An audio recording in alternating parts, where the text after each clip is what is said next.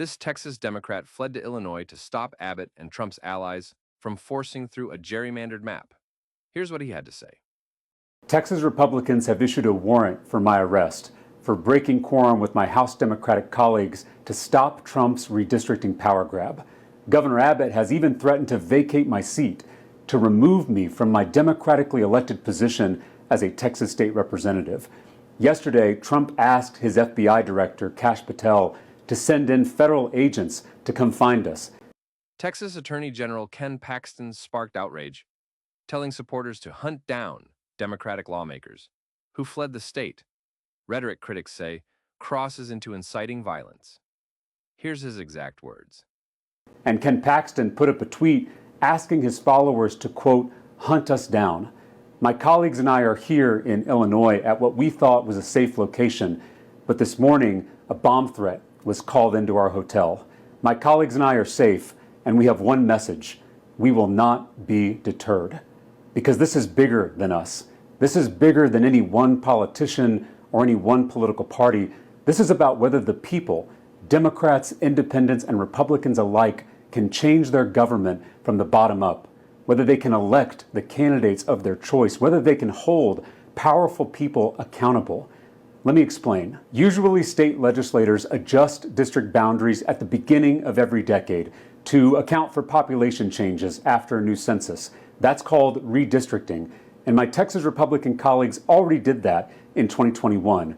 But now Trump is asking them to redraw the Texas maps in the middle of the decade because he wants 5 more seats, because he's worried about losing his majority in Congress in the 2026 midterms, because he's wrecking the economy, starting wars, and protecting pedophiles, because he's kicking millions of people off their health care to fund tax breaks for his billionaire friends.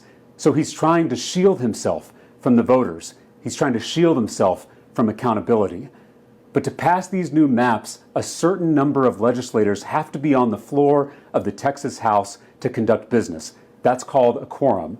My Democratic colleagues and I are not going to give them one. By attempting to redistrict in the middle of the decade, Republicans are cheating. It's like 2 football teams coming out of the locker room at halftime, and the team that's ahead says they want to change the rules in the second half to win the game.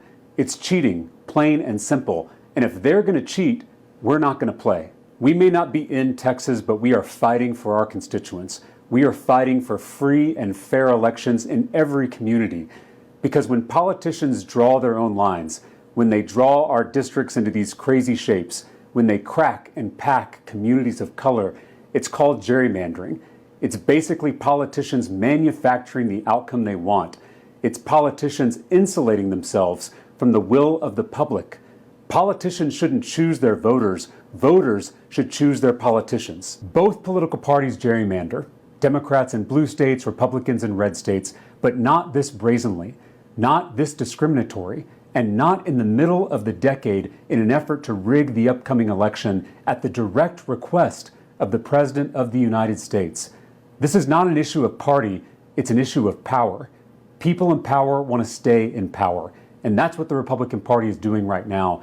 And they are led by a president who has shown a complete disdain for the peaceful transfer of power. The future of our republic is on the line. Greg Abbott claims that we've abandoned our responsibilities, but we're doing exactly what we were elected to do. I didn't swear an oath to Donald Trump. I swore an oath to the Constitution. So we'll stay out of Texas until this corrupt special session ends.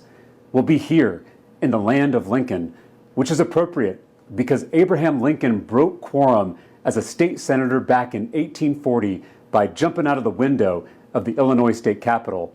Thankfully, I didn't have to jump out of any windows back in Texas.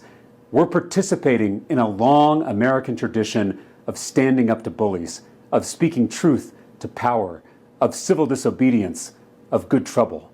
MAGA says they're patriots, but real patriotism means defending the Constitution, not blindly following one man.